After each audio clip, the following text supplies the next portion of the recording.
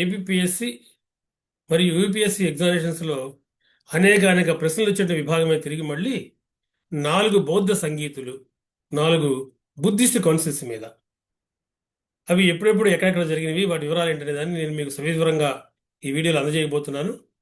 ఇందులో ప్రతి అంశము కూడా చాలా చాలా ముఖ్యం. జాగ్రత్తగా నోట్స్ రాసుకోండి. డిస్క్రిప్షన్లో తిరిగి మళ్ళీ మీకు ఆ నోట్స్ కూడా అవైలబిలిటీ ఉంటుంది, దాన్ని కూడా చదవండి. 4 బౌద్ధ సంగీతుల్లో మొట్టమొదటిది 487 బీసీలో గౌతమ బుద్ధుడు ఏ సంవత్సరం అయితే మరణించాడో ఆ సంవత్సరంలోనే జరిగింది, 487 బీసీలో. కారణం ఏమిటి అంటే అప్పటిదాకా గౌతమ బుద్ధుడు వారి మధ్య ఉన్నాడు. ఆయనే అన్ని రకాల జనపదాల్లో తిరుగుతూ ప్రచారం చేశాడు. ఇప్పుడు ఇంకా ఆయన లేరు. కాబట్టి బౌద్ధాన్ని ఏ రకంగా ముందుకు తీసుకువెళ్ళాలనేది ఆయా బౌద్ధ మతస్థుల యొక్క, బౌద్ధ భిక్షువుల యొక్క ఒక సందేహం. దాని కొరకు వాళ్ళు మొదటి బౌద్ధ సంగీతిని ఏర్పరచుకోవాలనుకున్నారు. ఈ మొదటి బౌద్ధ సంగీతిని మగధ రాజైనటువంటి అజాతశత్రువు పోషించాడు. కాబట్టి మొదటి బౌద్ధ సంగీతికి పోషకుడు ఎవరు? అజాతశత్రువు. ఆయన తన రాజధాని రాజగృహ లేదా గిరివ్రజలో దీన్ని ఏర్పాటు చేశాడు. కనుక మొదటి బౌద్ధ సంగీతి 487 బీసీలో అజాతశత్రువు పోషణలో రాజగృహ, దానికి మరొక పేరు గిరివ్రజలో జరిగింది. ఈ సభకి మహాకాశ్యప అనేటువంటి గౌతమ బుద్ధుని యొక్క శిష్యుడు అధ్యక్షత వహించాడు. The president of the first Buddhist council. Mahakashyapa Uruvela గ్రామానికి చెందినవాడు. ఈయన అసలు పేరు నల. ఈయన మొదట్లో అసిత అనే గురువు దగ్గర కొంత ఉపదేశం పొందాడు. అసితుడు బౌద్ధ మతం వైపు ఆకర్షితుడవడం తోటి మళ్ళీ నల కూడా బౌద్ధ మతాన్ని పుచ్చుకొని మహాకాశ్యపగా మారాడు. మహాకాశ్యప అన్న కස්සప అన్న ఒకటే. కස්සప అంటే పాళీ పదం, మహాకాశ్యప సంస్కృత పదం. కనుక మొట్టమొదటి అధ్యక్షుడు కස්සప లేదా మహాకాశ్యప, ఉరువేల గ్రామానికి చెందినవాడు. అనేక బౌద్ధ మతస్థులు, బౌద్ధ భిక్షువులు దేశవ్యాప్తంగా ఉన్నవాడు ఇక్కడికి చేరుకున్నారు. సుమారుగా 500 మంది బౌద్ధ భిక్షువులు ఇందులో పాల్గొన్నారు. గౌతమ బుద్ధుడు ఏ ఏ బోధనలు అయితే చేశాడో, ఉపన్యాసాలు ఇచ్చాడో, వాటన్నిటినీ ఇక్కడ సంకలనం చేయదలుచుకున్నారు. ఆ సంకలనం చేసిన వారే ఆనంద, గౌతమ బుద్ధుని యొక్క ఒక ప్రియ శిష్యుడు. కనుక ఆనందుడు మొదటి బౌద్ధ సంగీతిలో సుత్తపిటక అనేటువంటి పుస్తకాలు రచించాడు లేదా సంకలనం చేశాడు.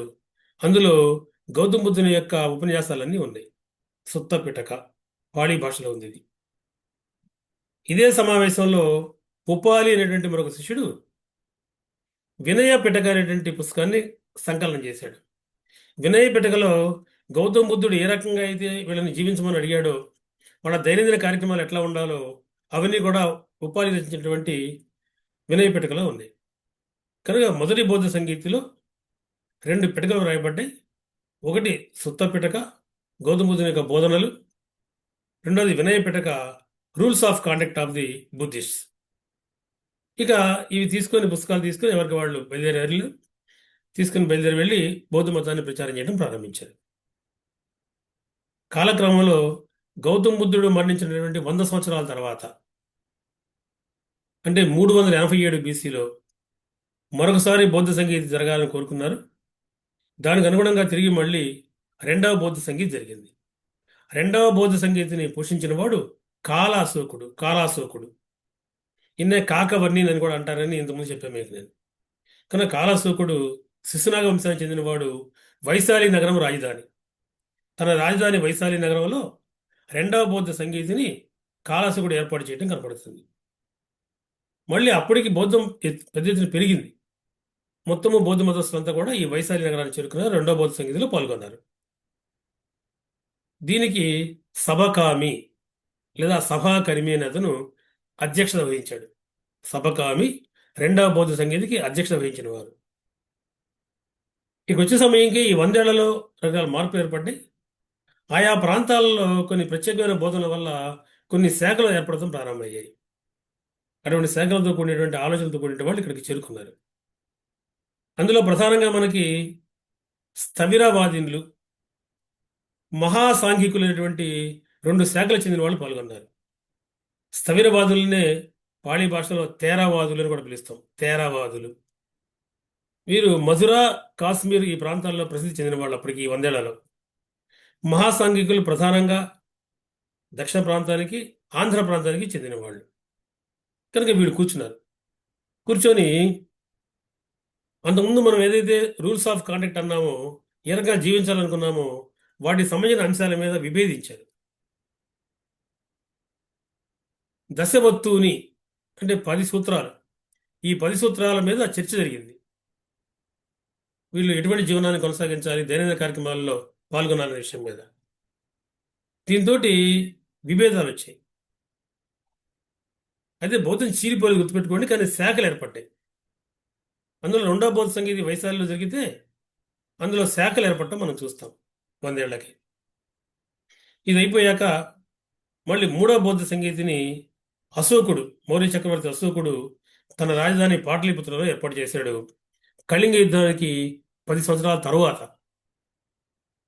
కళింగ యుద్ధం 261 బీసీలో జరిగింది కాబట్టి రొమిలా తాపర్ అంటున్నారు 251 బీసీలో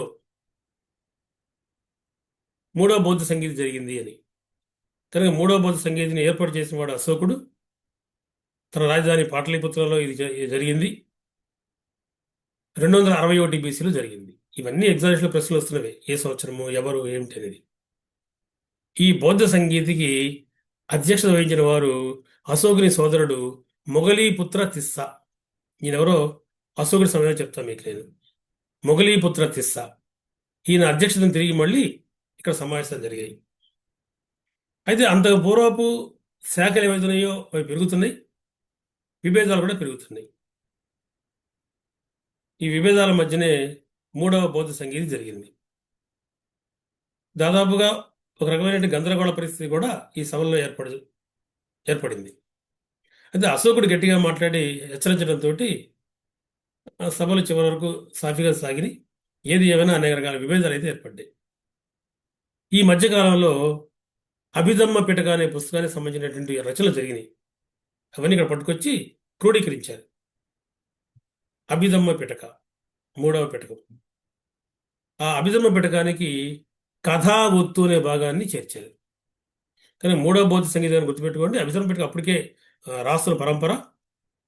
అభిధమ్మ పిటకి కథా ఒత్తు అనే భాగం కలపడింది. కథా ఒత్తు ఇది మూడవ బౌద్ధ సంగీతికి సంబంధించి మనకు కనపడుతున్న విషయం.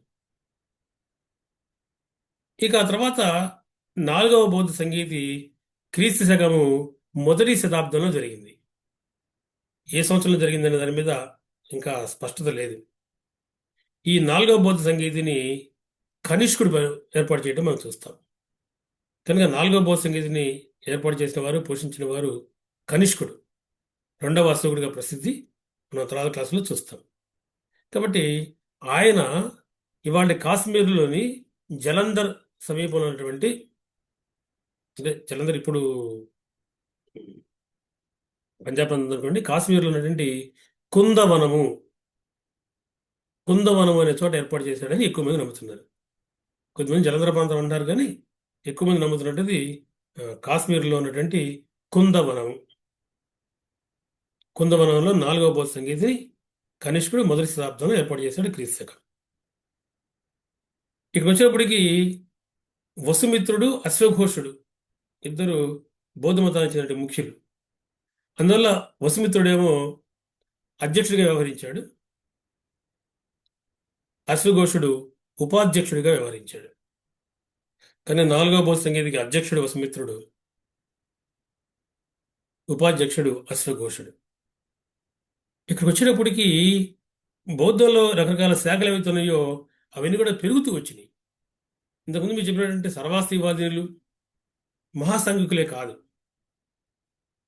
సౌత్రాంతికులు, సమ్మతీయులు, ఇట్లా అనేక రకాల శాఖలు ఏర్పడ్డాయి. కాబట్టి ఈ సమ్మతీయులేమో పశ్చిమ మధ్య భారతానికి చెందిన వాళ్ళు, సౌత్రాంతికులేమో ఆ గాంధార కాశ్మీర్ ప్రాంతంలోనే స్థవిరవాదులతో పాటుగా ఇంకొంత విభేదించి ఏర్పడిన శాఖ. అలాగే మహాసాంఘికులు ఇంతకుముందు మీకు చెప్పినట్టుగా దక్షిణ ప్రాంతానికి చెందిన వాళ్ళు కూడా ఇక్కడ పాల్గొనడం మనకు కనబడుతుంది. అందువల్ల కాశ్మీర్లో ఇది జరిగే సమయం నాటికి విభేదాలు తారాస్థాయికి వచ్చేసినాయి. ఎవరి మాట వినే పరిస్థితులు లేరు. అందువల్ల తీవ్ర వాదోపాదాలు చెలరేగుతూ మహాసాంఘికులు మహాయానులుగా విడిపోయారు. స్థవిరవాదినులు అంటే తేరవాదులు, సర్వాస్తివాదినులు, సౌత్రాంతికులు, సమ్మతీయులు, ఇవి ప్రధానమైనటువంటివి. వీళ్ళందరూ కలిసి హీనయాన బౌద్ధంగా చీలిపోయారు. కాబట్టి 4వ బౌద్ధ సంగీతిలో బౌద్ధ మతం రెండుగా చీలింది: మహాయాన, హీనయాన. మహాసాంఘికులు ప్రధానంగా మహాయాన శాఖ చెందిన వాళ్ళు, సర్వాస్తివాదినులు, సమ్మతీయులు, సౌత్రాంతికులు, స్థవిరవాదినులు, వీరందరేమో హీనయానానికి చెందినవాళ్ళు. ఈ రకంగా చీలిపోయింది. ఇక్కడ ఎవరి రచన వాళ్ళు చేసుకున్నారు. విభాష శాస్త్రాలు, హీనయాన మతానికి చెందిన వాళ్ళు విభాష శాస్త్రాలు రచించుకున్నారు. మహాయాన బౌద్ధ మతానికి చెందిన వాళ్ళు ఉపదేశ శాస్త్రాలు రచించారు. కనుక 4వ బౌద్ధ సంగీతిలో తిరిగి విభాష శాస్త్రాలు, ఉపదేశ శాస్త్రాలు వ్రాయబడ్డాయి. విభాష శాస్త్రాలేమో హీనయాన బౌద్ధ మతానికి చెందినవి, ఉపదేశ శాస్త్రాలేమో మహాయాన బౌద్ధ మతానికి చెందినవి. ఇక ఆ తర్వాత బౌద్ధ సంగీతం ఏమీ జరగలేదు. కనుక ఈ 4 బౌద్ధ సంగీతులు ఎక్కడ జరిగినాయి, ఎవరు ఏర్పాటు చేశారు, ఎవరు అధ్యక్షత వహించారు, ఏ ఏ పుస్తకాలు ఎక్కడెక్కడ సంకలనం చేయబడ్డవి, ఇవన్నీ కూడా ఎగ్జామినేషన్లో రాయబడుతున్నవే, వస్తున్నవే. కాబట్టి వీటిని జాగ్రత్తగా చూడండి. ముఖ్యంగా త్రిపిటకాలు బౌద్ధ మతానికి చెందినటువంటి ప్రధాన గ్రంథాలు పాళీ భాషలో వ్రాయబడ్డాయి. మొదటి బౌద్ధ సంగీతిలోనేమో ఆనందుడు సుత్తపెట్టుకుని ఉపాలి వినయ పెట్టుకుని రచించగా, 3వ బౌద్ధ సంగీతిలో అభిధర్మ పెట్టుకుని ఒప్పుకోబడింది. అందులోనే తిరిగి మళ్ళీ కథావత్తు భాగం చేర్చబడింది. అయితే ఈ మహాయాన, హీనయాన బౌద్ధాలంటే ఏమిటి, అవి ఏ రకంగా ఏర్పడ్డవి, సిద్ధాంతాల్లో తేడాలు ఏమని చూడాల్సి ఉంటుంది. అందువల్ల నేను మీకు తర్వాత క్లాసులో హీనయాన బౌద్ధ మతానికి సంబంధించిన అంశాలు తెలియజేస్తాను. అలాగే మహాయాన బౌద్ధ మతానికి చెందినవి కూడా మరో క్లాసులో వస్తాయి. ఆ తర్వాత ఈ రెండింటి మధ్యనటువంటి తేడాలు వస్తాయి. ఇవన్నీ ఎగ్జామినేషన్లో చాలా చాలా ముఖ్యమైన ప్రశ్నలే. కనుక జాగ్రత్తగా వాటిని ఫాలో అవ్వండి. నెక్స్ట్ వీడియో కోసం ఎదురు చూడండి. హీనయాన బౌద్ధ మతానికి చెందిన అనేక అంశాలు అందులో రాబోతున్నాయి. మీరు దయచేసి మీరు సబ్స్క్రైబ్ చేయడం మర్చిపోవద్దు. సబ్స్క్రైబ్ చేస్తే మీకు మంచిది. నేను ప్రతిసారి అందరికీ నోటిఫికేషన్స్ పంపించలేను కాబట్టి మీరు సబ్స్క్రైబ్ చేయండి, బెల్ ఐకాన్ నొక్కండి, షేర్ చేయండి, లైక్ చేయండి, కామెంట్స్ చేయండి. ప్రధానంగా తర్వాత వీడియో కోసం ఎదురు చూస్తూ ప్రస్తుతానికి స్వస్తి.